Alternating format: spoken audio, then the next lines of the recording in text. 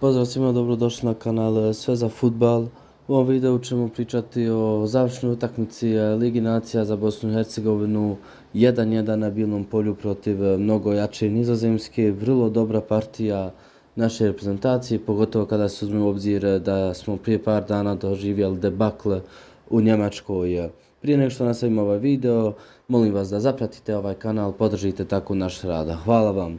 Dakle, teška utakmica, fizički je vrlo borbena utakmica, taktički teška za procijeniti, zaista bilo je raznih faza u ovoj utakmici, ali globalno naravno moramo biti zadovoljni s obzirom na okolnosti. Znamo svi da je Barbaris bio pod zaista velikim kritikama nakon prošle utakmice i sada se nadamo da će biti mnogo opuštenija atmosfera, mnogo je bolje završiti na ovakav način, pozitivnije i zaista smo gledali prilično dobro izdanje naših Zmajeva. Prvih 11 je zaista bilo mnogo kvalitetno. Prije nego što nastavimo moramo naravno spomenuti veliki kiks našeg stručnog štaba, zaista da nije bio ovakav rezultat bilo bi užas i spominjalo bi se ovo dugo, ovako će se možda proći preko toga, ali nevjerovatan kiks za Katića koji je možda naš najbolji štoper u timu i nisu ga upisali na spisak. Vidjet ćemo šta će reći Barbares o tome, ali strašna greška, nadamo se da se ovo neće više nikad ponoviti. Na svu sreću nije bila toliko bitna utakmica i globalno su se vrlo dobro snašli drugi štoperi, ali ovakve greške se ne smiju zaista događati. Dakle, imali smo Zlomslića na golu, Muharemović, Bičakčić i Baršić su bili štoperi, Dedić desno, Burnić lijevo, u sredini Gigović, Šunjić i Tahirović. Gigović je malo bio istureniji, spominjali smo tu ulogu Šunjića koji je mnogo defanzivniji uz Tahirovića.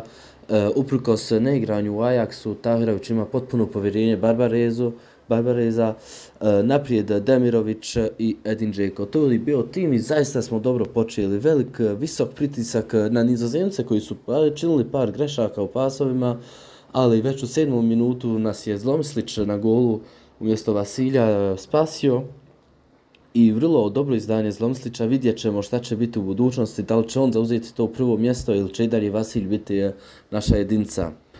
Nakon što je ritam malo opao, u 22. minutu Nizozemska dolazi do gola. Muharemović je bio malo blag u duelu sa Brobejom koji postiže gol glavom. Možda da je bio Katić tu na njegovom mjestu ne bi bio gol. Vidjet ćemo, nije sada vrijeme da se toliko komentariše o toj greški Barbareza, ali Muharemović je imao osim te greške vrlo dobro izdanje i naravno ove dvije utakmice koje je igrao na vrhunskom nivou, tačnije protiv vrhunskog protivnika, on je se prilično dobro snašao, pogotovo večeras. Naravno da je ovo veliko iskustvo za njega. Dakle, gol smo primili, trebalo nam je par minuta da se vratimo u utakmicu i onda smo se zaista popravili, tražili ofanzivu, tražili neke solucije i prilično smo se dobro sašli.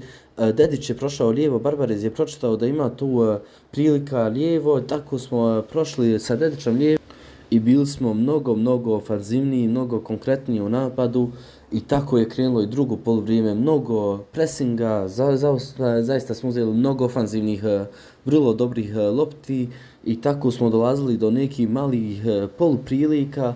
Nizozemci su bili prilično bezopasni u početku drugog poluvremena, vrlo dobro izdanje, mnogo bolje izdanje svakako od prošlih i možda je ovo bila najbolja utakmica pod vodstvom Barbareza zaista jer smo vidjeli defanzivnih i ofanzivnih vrlo lijepih stvari.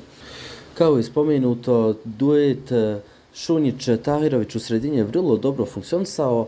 Gigović nije taj profil da može toliko ofanzivno igrati, šteta da je malo konkretniji u napadu, mnogo bi nam značilo, ali naravno njegova borba dosta nam pomaže također u sredini terena, ali zaista Šunjić i Tahirović je vrlo dobro igralo večeras, dobro su funkcionisali, dobro su krpili prostore koji su prepuštali ostali igrači, tako da je vrlo dobar izbor njih dvojicu staviti bilo na sredini večeras.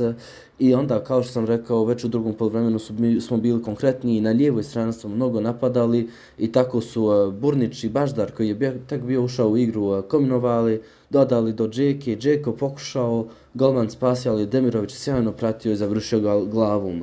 Dakle, mnogo bolje i znanje Zmajeva. Nakon tog gola smo osvajali praktično svaki duel, zaista smo bili dobro ofanzivno, borili smo se za svaku loptu i čak smo na trenucima izgledali kao da ćemo doći do drugog gola. Nakon toga ritam je pao, na kraju utakmice Nizozemska bila ozbiljnija, konkretnija, mogla je tući čak do drugog gola na samom kraju utakmice, ali na kraju sasvim realan rezultat, 1-1, logičan je rezultat onako kako je to izgledalo na terenu, svaka ekipa je imala svoje faze, uglavnom kao rečeno dobra utakmica, prilično dobra atmosfera, zaista dobra atmosfera na Bilnom polju s obzirom na atmosferu oko reprezentacije u prethodnih danima. Bilno polje je bilo prazno na sat vremena pred utakmicu, ali je se brzo napunilo i prilično dobra atmosfera, svaka čast publici i svima koji su bili na stadionu večeras. Vrijedi napomenuti vrlo dobre izmjene Sergeja Barbariza koji je bio mnogo kritikovan zbog prethodnih izbora, ali večeras je zaista dobre izmjene učinio.